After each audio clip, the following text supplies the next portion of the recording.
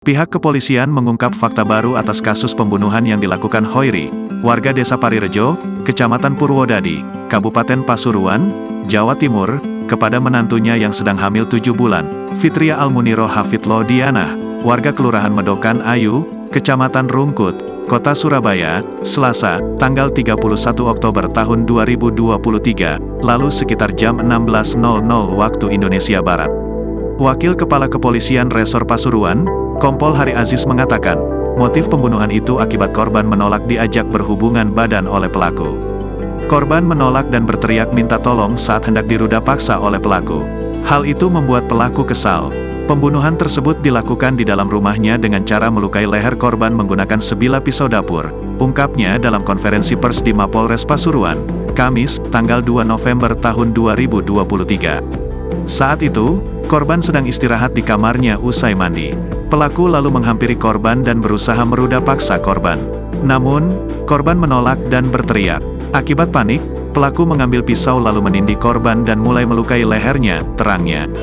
Tidak lama kemudian, suami korban M. Sueb Wibisono yang baru pulang dari wawancara di tempat kerjanya melihat pintu rumahnya dikunci dari dalam.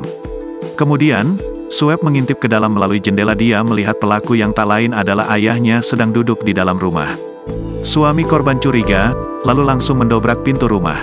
Kemudian pelaku langsung lari kabur dari rumah menuju ke rumah tetangganya untuk mengamankan diri dan bersembunyi di dalam kamar dengan dikunci dari dalam, terangnya.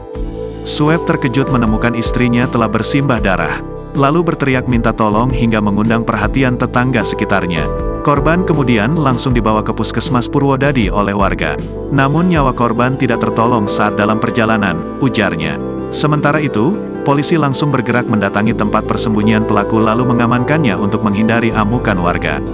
Dari hasil penangkapan, polisi berhasil mengamankan sejumlah barang bukti, satu buah pisau dapur dengan panjang 30 cm yang terdapat bercak darah, selimut warna biru, dan ponsel milik korban, tuturnya. Akibat perbuatannya, pelaku dijerat dengan pasal 338 KUHP dan atau pasal 351 ayat 3 KUHP tentang pembunuhan. Ancaman hukuman pidana penjara paling lama 7 tahun, pungkasnya. Download Tribun X sekarang, menghadirkan lokal menjadi Indonesia.